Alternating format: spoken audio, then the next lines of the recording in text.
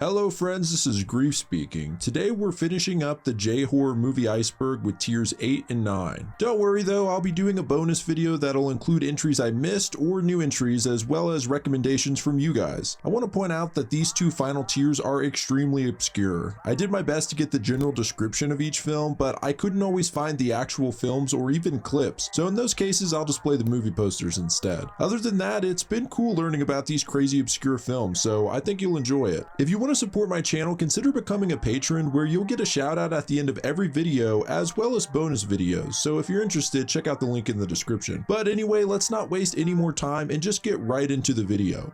This is the Japanese horror film Iceberg, tiers 8 and 9.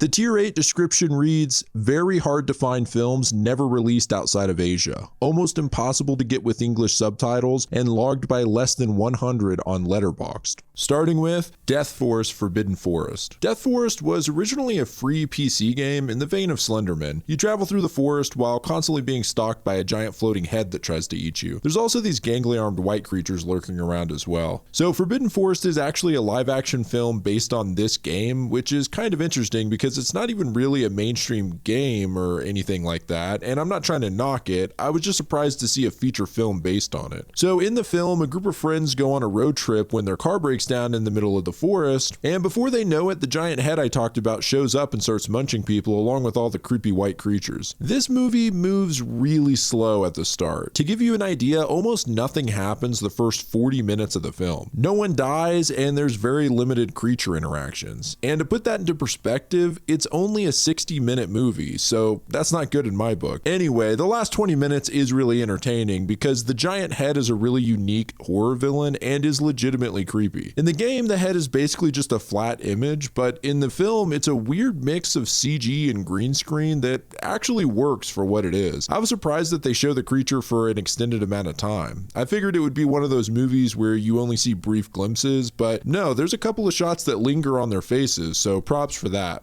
Labrynthe Romansesque. This is another murder mystery film based on a novel by Edogawa Rampo. Basically, a serial killer is on the loose at a port town brothel. I couldn't get a hold of this one, but almost every review I've seen of this mentions that it's visually stunning and that the editing is way ahead of its time. Rebyo Densetsu, or Legend of the Cat Monster, is yet another cat monster movie, and this time it's kind of meta. It's about a screenwriter who can't seem to come up with a new idea when he suddenly lands the opportunity to write the comeback film of a legendary actress known for her beauty and even called the Japanese Cleopatra. When the screenwriter meets the actress, he finds it strange that she seems to be young and beautiful despite actually being an older woman. A director warns the writer not to sleep with her and that he's been chosen to do this job for a specific reason. The film is a sort of homage to actress Takeko Irie, also known as the cat monster actress. She's featured in the film along with her real-life daughter, who's basically playing a character inspired by her mother. So it's a pretty cool idea and a little bit of a twist on the cat monster movie. The Shadow over Innsmouth. The Shadow over Innsmouth is one of H.P. Lovecraft's most popular stories about a college student touring New England. He travels through the nearby decrepit seaport of Innsmouth, which is suggested as a cheaper and potentially interesting next leg of his journey. He encounters many strange people in this town and slowly uncovers stories of a secret underwater race known as the Deep Ones. These are humanoid fish-like creatures that worship Cthulhu. The females disguise themselves and mate with men along the shoreline to create human hybrids, all as a slow plot to eventually invade the land and incur a sacrifice for Cthulhu. After the student in the story uncovers even more information on the Deep Ones, he slowly finds out that he himself is one of these hybrids. The hybrids generally don't look any different than a human until they enter adulthood, and now the student begins changing. So that's the original story by Lovecraft, although I butchered it a little bit and left out a ton of interesting parts of the story, but the film more or less follows this same plot. Unfortunately, the subtitles were wacky in the version I watched of this, and I had no idea what was going on, at least verbally. But knowing the original story, I could follow along for the most part. It still features the student from the story, and of course the town of Innsmouth, and definitely involves the Deep Ones, so we got a lot of the basics. The first half of the film doesn't really capture that Lovecraft vibe to me, I think just because it's bright daylight most of the movie, and the music has a more upbeat tone. But I will say the last half hour really does get darker, both literally and in tone. It's kind of cheesy, but the ending is actually really cool, and there are some creepy moments involving the Deep Ones, so check check it out if you want to get a slightly bizarre adaptation of the original story. Ura Horror. Ura Horror is an anthology movie, and I'm using that term loosely here because it consists of a series of Japanese shorts that are basically just a showcase for special effects and scary concepts. All the shorts are done in a found footage style and were actually produced by Koji Shiraishi, who directed a few found footage movies on the iceberg, namely Noroi the Curse. The interesting thing about Ura Horror is that a lot of the shorts from it circulated heavily on YouTube after it came out in 2008. It was actually fun tracking down some of the clips on YouTube because I remember watching a few of them back in the day. A couple of examples are a group of people out at lunch who are recording a woman sitting in the same restaurant they say looks like a ghost. Eventually we see the woman walk onto the subway tracks as a train comes and hits her. My personal favorite though is a video where two fishermen find a weird sea blob creature and start poking it before it explodes. The reason it's my favorite is that I was fascinated by that video when I was younger and completely believed it was real. So I have to give props to the series for that. The ghosts and creatures may be hokey at times, but the videos altogether just looked like real people filming, which made it a lot creepier, especially when you stumble upon a random clip on YouTube. Saya, Perspective in Love. Saya is about a porn photographer locked in a love triangle between the guy she wants and the psychopath that wants her. From what people have said, this movie is slightly disappointing in the violence and sex category, as it's mostly a drama about mentally disturbed people. But hey, apparently there's a character who obsessively draws penises just like Jonah Hill in Superbad, so that's cool. A Scream from Nowhere. An adaptation of Edogawa Renpo's novel of the same name, A Scream from Nowhere is another murder mystery, although this one features a lot of sadomasochism. The movie is fairly run-of-the-mill as far as mysteries go, but the cinematography is great and ahead of its time. Island of Evil Spirits. This is another murder mystery featuring the famous film detective Kosuke Kendaichi. The whole story is following the detective hearing the last words of a dying man that washes up ashore about a mysterious island. Youba. Youba is an alternate title, the other being The Possessed. I just want to note that this one is logged by less than 10 on Letterboxd, just to give you an idea of the obscurity. The basic plot is that a woman gets pissed off and jealous because her friend marries a dude she's into. Well, lucky for her, the dude is a sleazeball and is fine cheating on his wife with the friend. Well, now the married woman is pissed and basically summons an evil god for revenge, although it comes at a cost. A rapidly aging old lady ghost emerges from its watery grave to get shit done. It's a fairly generic revenge tale, but the effects on the old witch are pretty cool.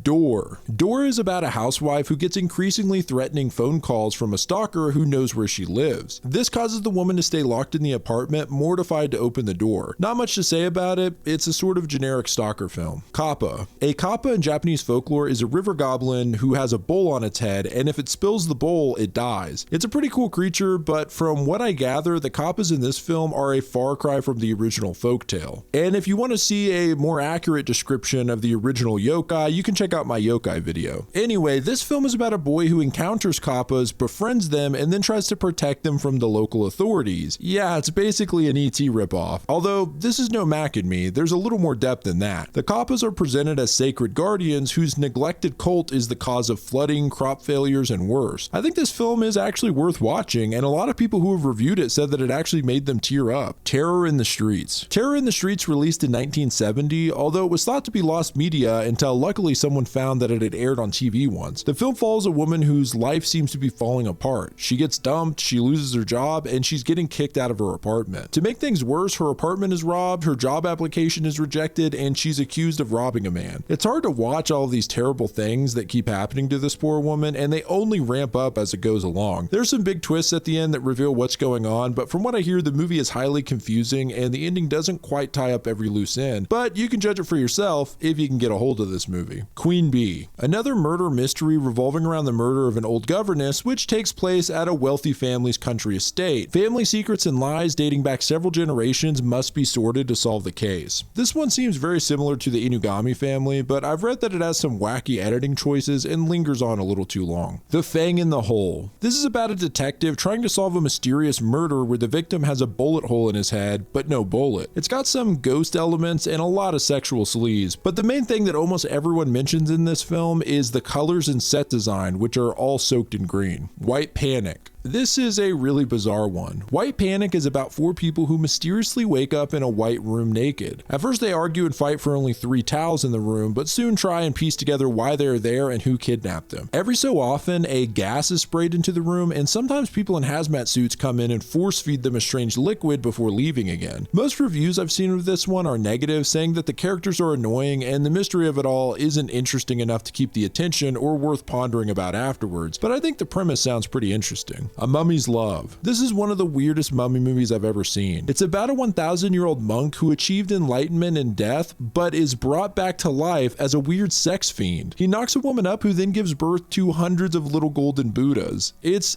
absolutely bonkers. The Buddha baby scene is one of the most bizarre on the iceberg, I think. Also, the monk is just so weird. He has this white makeup on his face and acts like a toddler in a man's body. Okay, we're moving on to tier 9, which is technically the last tier of the iceberg. The tier 9 description reads, "Are these films even real? Did you hallucinate the Letterboxd page? All you can find about it is a 2017 Letterboxd review in Chinese and a 144p trailer from 2008, logged by less than 25 on Letterboxd, possibly lost films." Starting with The Hanging Balloons. Hanging Balloons is actually comprised of 3 shorts. The first short is about a girl who falls from a building and dies while listening to her Walkman. Her friend listens to the tape she was playing and soon finds himself in a similar position. The second short is about a man who's haunted by his ex-girlfriend, but the real crowning jewel in this collection is The Hanging Balloons, which is actually based on the manga by Junji Ito. The concept here is simple. Giant balloon-like heads begin floating around a city and they have nooses hanging from them. The heads are the likeness of actual people, and the balloons hunt down and hang the people that they look like. It sounds absolutely insane, and that's because it is. The manga is actually really creepy and well done. However, I can't say the same about the film. It just looks goofy as hell. The budget is so bad, it looks like something from early YouTube. In one particular scene, a girl's head has a hole in it, and it deflates like a balloon, and my god, it made me burst out laughing. Lady Plastic. Okay, you know we've gotten into the final tier because this movie is logged by only 1 person on Letterboxd, and it was never released on home video, which means it's virtually impossible to watch. Luckily, 1 person has a comment that sheds partial light on what the film is about, so this is straight from Osteen Boteen on Letterboxd. This movie is about a cursed and unfinished film named Eyes in the Forest, whose director wants to complete it 30 years after the fact in order to raise the original actress from the dead by using the movie's effects guy to create a receptacle for her spirit, and the film's writer, Akira Fukaya, partially based this story on his experience as a special effects artist for productions such as Tetsuo 2. It's actually kind of an interesting concept, resurrecting a spirit into a CGI representation of them, so I hope this film gets some kind of release online or something. I'd like to check it out. Maneater. The only thing I can find on it at all is the brief summary, which reads, "A young man suspects that his new lover is cheating on him. All is not what it seems." The poster shows a woman eating something out of a fridge in the middle of the night, so combining everything here, I'm gonna take a guess that the dude's girlfriend turns out to be a cannibal. I mean, but what do I know at this point? Peeping Tom. Okay, so Peeping Tom, which also goes by The Hole, is about a novelist living in a rooming house when one day he notices holes in the paper-thin walls that allow him to spy into both his neighbors' rooms. In one room is an amateur boxer who's constantly banging his ditzy girlfriend, and in the other room is a young woman that the novelist slowly becomes obsessed with. He begins writing erotica based on the woman. The interesting thing about this movie is that it actually starts off as more of a comedy, but then turns to horror very quickly by the end of it.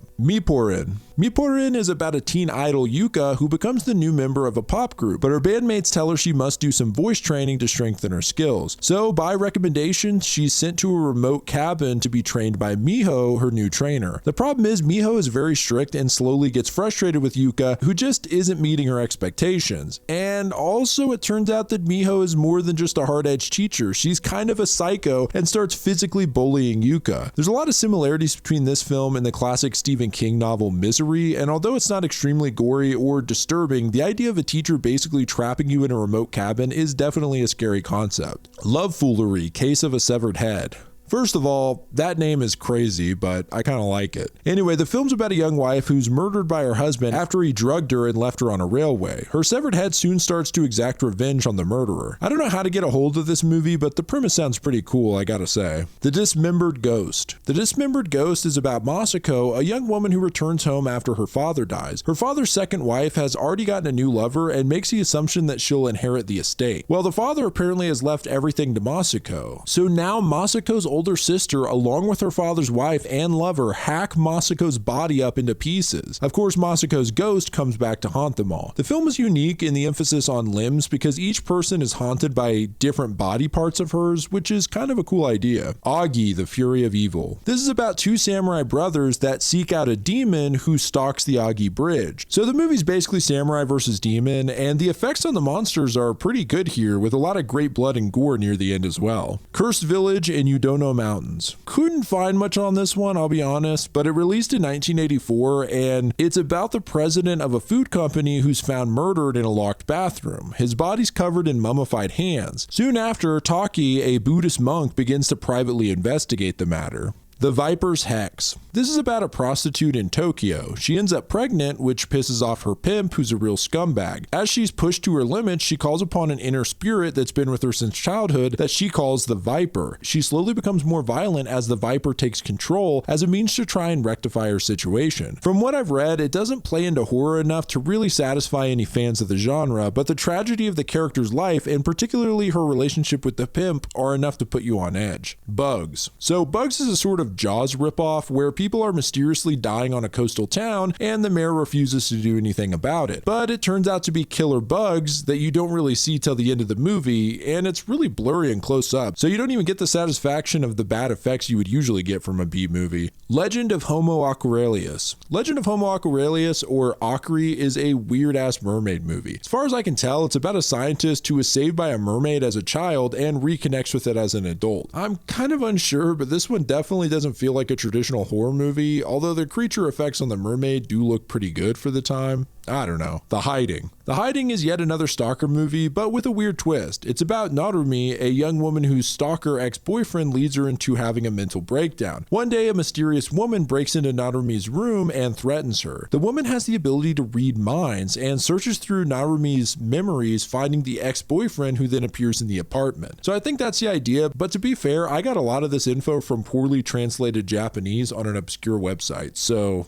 Masseurs Curse. This is about a blind acupuncturist and moneylender who needs his payment from a samurai. When he asks the samurai, he tells the lender to collect it from his wife as he's busy having an affair. The wife has no money and assumes that the samurai wants her to give her body to him, so, they start banging, and the samurai catches them in the act and he's pissed, even though he was literally doing the same thing, but whatever. He kills the two of them and dumps their bodies in a river where they both come back as ghosts to haunt him. Heaven and Hell. This movie's about a cult.